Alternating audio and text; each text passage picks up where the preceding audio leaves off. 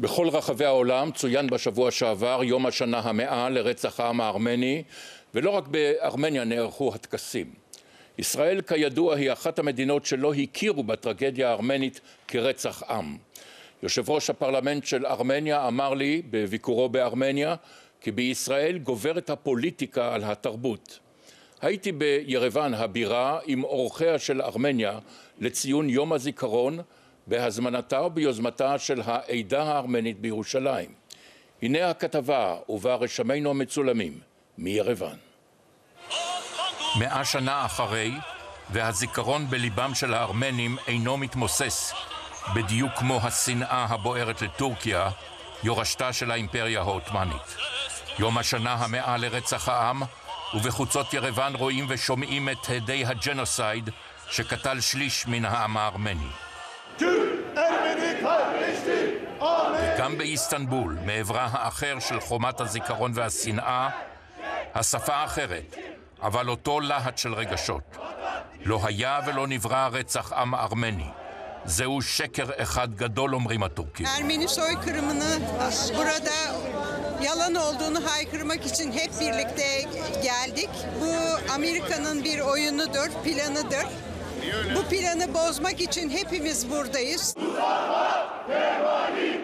אבל בל נטעה, בטורקיה החל תהליך זוחל, תהליך המכרסם בעמדה הרשמית המתכחשת לרצח העם. Is there still a taboo in Turkey on the Armenian genocide?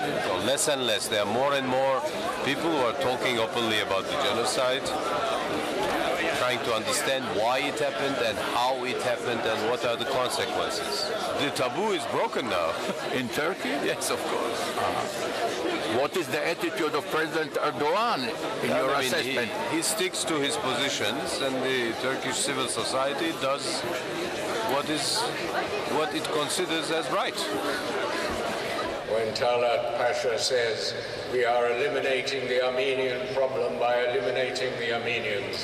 אל ירוון הוזמנו אורחים ממדינות העולם כדי לדון בסוגיית רצח העם, ולא רק כטרגדיה שפקדה את ארמניה בלבד. בארמניה ממלאת הדת תפקיד מהותי ביותר בחיי העם.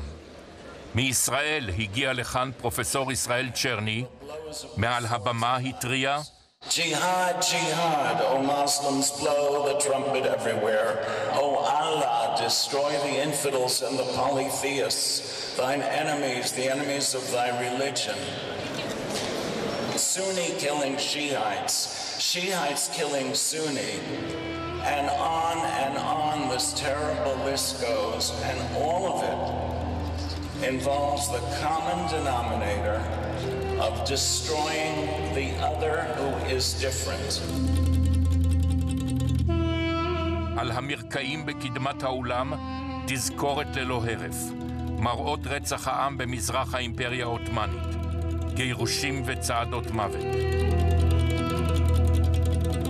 צ'רני מציע כיצד למנוע אולי מראות כאלה בעתיד. יוקם ארגון שבו יאוגדו כל צאצאי הקורבנות של כל רציחות העם. מה יועיל הארגון הזה לגבי תופעת הג'נוסייד האיומה? המטרה המרכזית של הארגון היא להצהיר על קדושת החיים.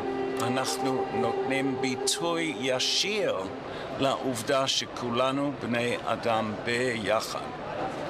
ברמה אופרטיבית יש לי רעיון, אולי הזיה יעקב, שיעמדו כמרים וראשי דת, פוליטיקאים, ספורטאים מוצלחים, מוזיקאים יוצאים מן הכלל, זאת אומרת הגיבורים של כל עם, ושהם ביחד יצהירו על קדושת החיים. עם כל הכבוד לארמניה ועם כל הכבוד לישראל, ממשלות ישראל לא מכירות ברצח העם הארמני. שזאת בושה וחרפה וחטא ועוול. את מיליוני המילים שנאמרו כאן שומע גם ארמני אחד. You made me cry. Yes, I was crying too. Of course. Because we were only... Of course. We were only hearing when we were kidding about killing and killing and blood. Of course. Let's not stop crying. terrible. Part of our lives. Really Let's terrible. cry. It was terrible. Yeah. It's Thank you not a for- shame to be Jewish, or it's not a shame to be Armenian not. Christian. It's not a shame to be alive. Right. Nice. Thank you. Thank you. What is your name, sir? Vart Alexander. And you are an Armenian. Yes, I am born Armenian and Christian. What happened to your family during the genocide? All are slaughtered. All are slaughtered. How many? My whole family, not than 100 or 150. Yes. And all the properties are taken. I am the grandchildren of the genocide. Just to hear. What did they do? What did they do to the family? At the time, no radio. We were just talking about the genocide, killing and killing. What did they do to your family? I don't have any family. I don't know. But my mother too.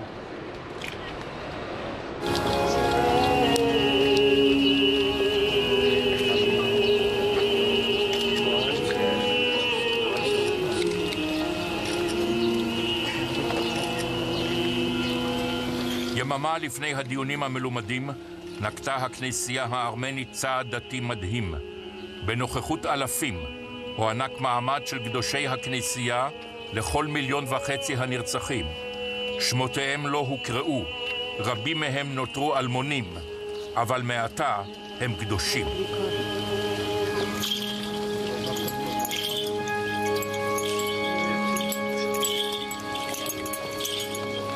השכילו מארגני הפורום הבינלאומי להכליל. אחד האורחים היה מי שהתמחה בחקר הג'נוסייד. עמדת ישראל המתנכרת לכך שאכן בוצע רצח עם מעוררת בו סלידה. ישראלי ביריבה מחפש את מצפונו, אם מותר לי להגיד. קשה לתאר כמה חשוב להם, אכפת להם, וכמה הם כואבים את היחס של ישראל לג'נוסייד הארמני. במה זה מתבטא, פרופסור אורון? זה מתבטא באלף ואחד דברים. הנושא עולה בכל שיחה של אקדמאים או של אנשים או של סטודנטים, למה ישראל לא מכירה בנו. אך באיזו מידה מתעניין הארמני מן השורה בהתכחשות הרשמית של ישראל לשימוש במונח רצח עם. They certainly know all the countries which have recognized the Armenian genocide and of course all those who have not recognized yet. Yet. I would like to ask you, Mr. Speaker, what is your message to the Israeli parliament, to the Israeli Knesset? Ես կարծում եմ, որ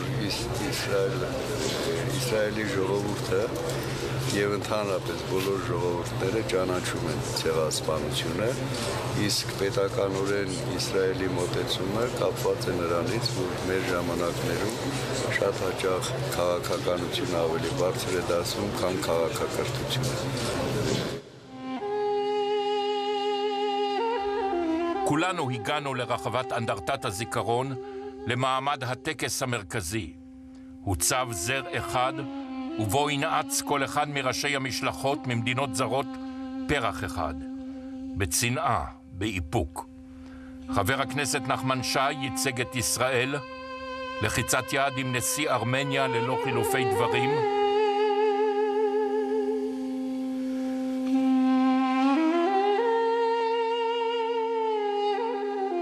ובכך מגיע לסיומו עוד שלב אחד במדיניותן הנפתלת של ממשלות ישראל.